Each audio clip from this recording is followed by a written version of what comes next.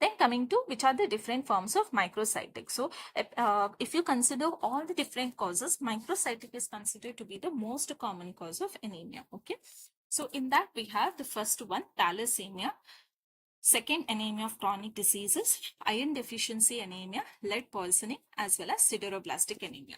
So see, these are the different causes of microcytic anemia, and you can remember it in the mnemonic as T. Okay. You can remember it in the mnemonic as TALES, which where T stands for thalassemia, A for anemia of chronic disease, iron for iron deficiency, L for lead poisoning, and S for sideroblastic. Okay. Now coming to iron deficiency anemia.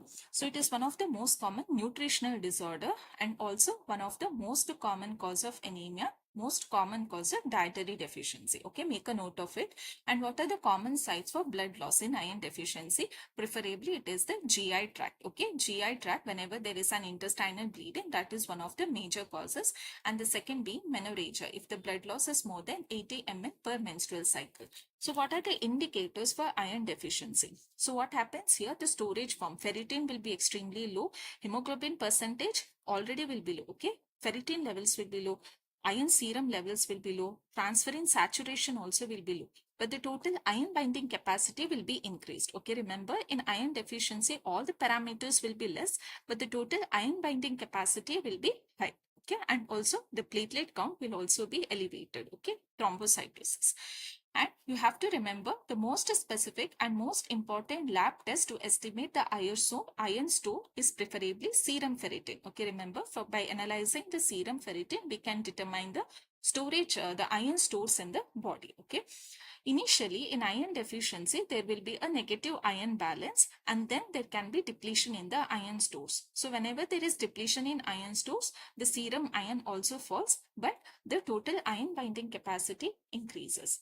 Okay, so so whenever you give an iron supplementation therapy, how you mainly determine whether it is effective or not? Okay, after you give an iron therapy, there should be increase in the reticulocyte count. Okay, that is, this usually occurs 3 to 4 days after therapy. Remember, when you're giving any iron therapy, there should be increase in reticulocyte count, but this reticulocyte count usually occurs 3 to 4 days after the therapy. Okay.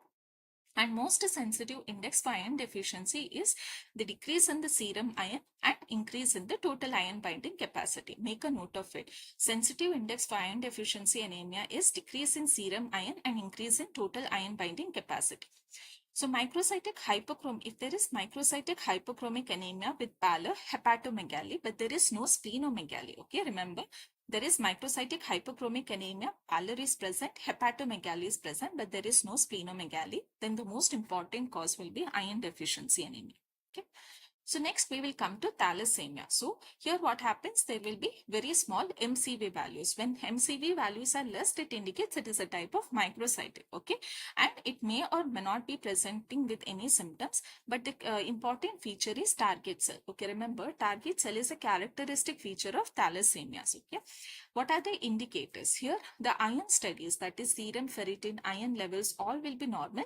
But if you see in the hemoglobin electrophoresis, what happens in case there are generally two types, beta and alpha. In beta, you will see elevated hemoglobin A2 and hemoglobin F. Okay, and in alpha, you will have the normal hemoglobin electrophoresis. Okay, and osmotic fragility will be generally decreased. Okay. Remember, if you see in case of any the heme part, okay, there are you will have a heme part as well as a globin part. So thalassemia is mainly a defect of the globin genes. Okay, in case of the fetal, the hemoglobin F is mainly consists of 2 alpha as well as 2 gamma chains. Okay, remember. Whereas in case of the adult hemoglobin, you usually find 2 alpha and 2 beta genes. Okay, globin genes, 2 alpha and 2 beta globin genes will be present. So what is the important screening test for thalassemia? So that is called as the Nestrov test. Okay, remember, make a note of it. Nestrov test, that is naked eye single tube red cell osmotic fragility test, is a screening test for thalassemia. Okay, so we